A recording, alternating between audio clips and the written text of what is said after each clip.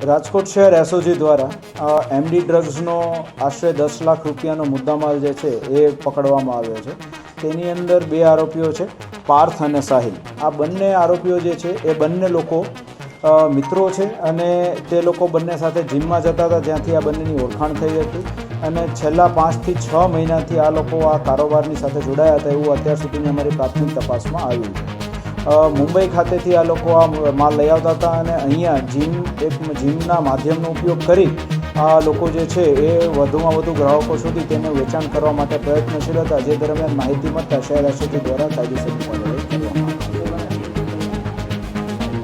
આવી। અત્યાર સુધીની તપાસમાં એવું છે કે આ લોકો જે છે મુંબઈથી જ ત્યાં માલ લાવતા હતા। એ મુંબઈના જે આરોપીઓ જે છે તે લોકોની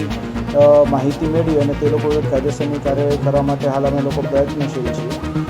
ખાસ કરીને યુવા પેઢીને અમારી નમ્ર અપીલ છે કે આપ સૌ લોકો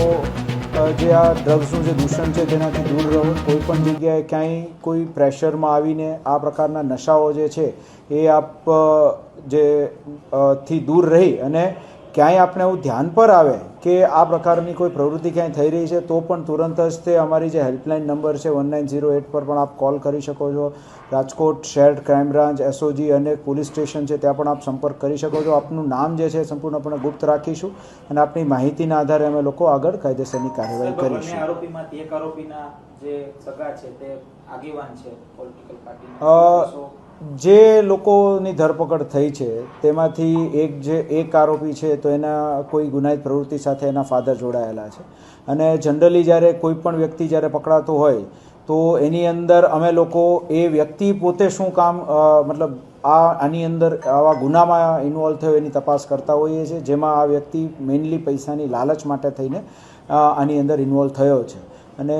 એના સગા સંબંધીઓ કોણ છે શું છે તો એ લોકો આની અંદર અમને લોકોને સંપૂર્ણ સહકાર આપી રહ્યા છે અને આ પ્રકારના કોઈ પણ દૂષણ જે છે એ કોઈ પણ વ્યક્તિ સ્વીકારી લે નહીં એ પ્રમાણેની સંપૂર્ણ અમને લોકોએ ખાતરી આપેલી છે।